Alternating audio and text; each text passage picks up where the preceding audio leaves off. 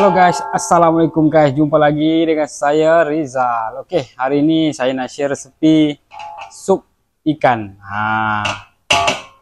Oke, untuk bahan-bahan dia, kita kat sini ada bawang putih yang kita dah iris, kemudian halia sikit, bawang merah kecil, bawang merah besar, cili padi, limau nipis 2 biji, tomato.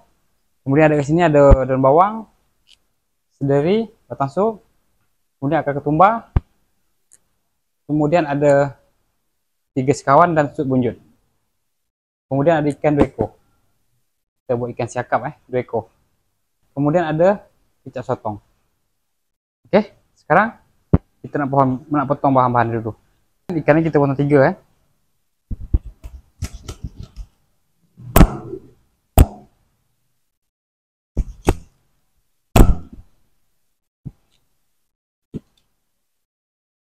Seekor lagi.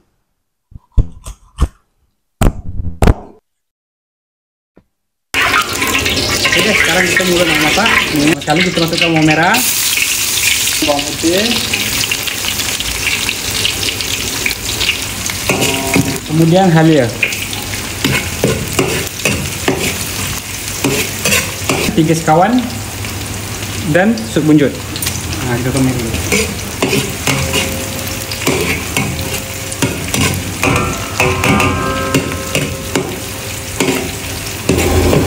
Dia sampai naik bau oh, bau dia.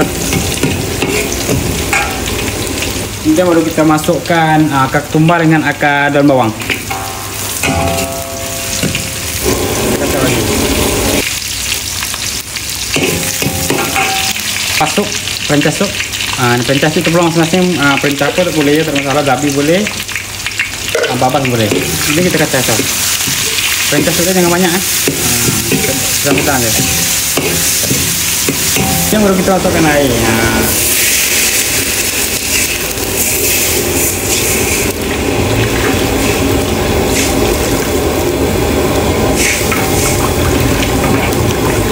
Kemudian kita tunggu air itu betul-betul mendidih, baru kita masukkan ikan. Oke guys, setelah mendidih macam ini baru kita masukkan ikan dulu.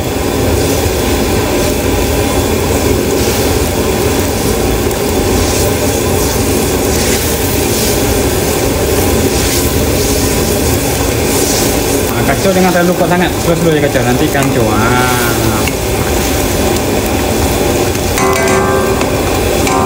Cili padi ini kalau pedas boleh letak banyak. Kemudian seledri batang sup. Pecah lagi. Itu dia. Oke, untuk perasa dia pula kita ini kicap sotong. Kita masukkan garam.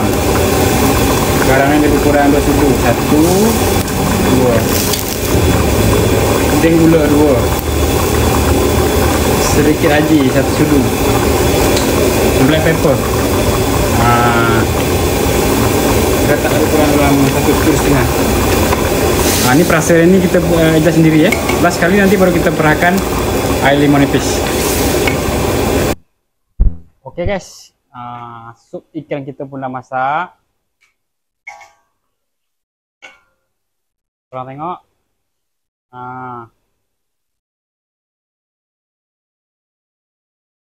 Oke, tomato,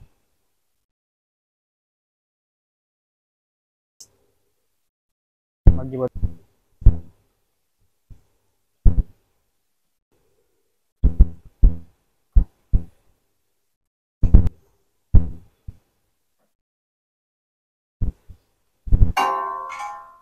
oke, siap, kita tutup api.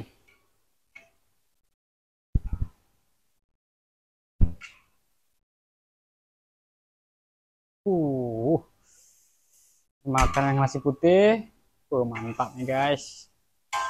Oke, sekarang kita hidang.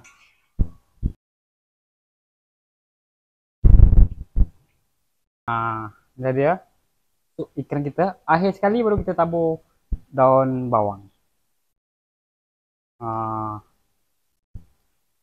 Dia punya bau mantap nih guys.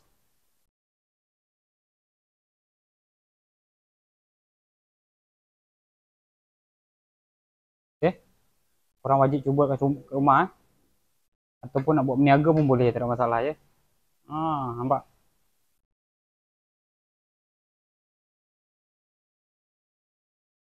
Oke. Oke guys, selamat mencoba. Kira siap guys. Nampak. Pusing sekali lo.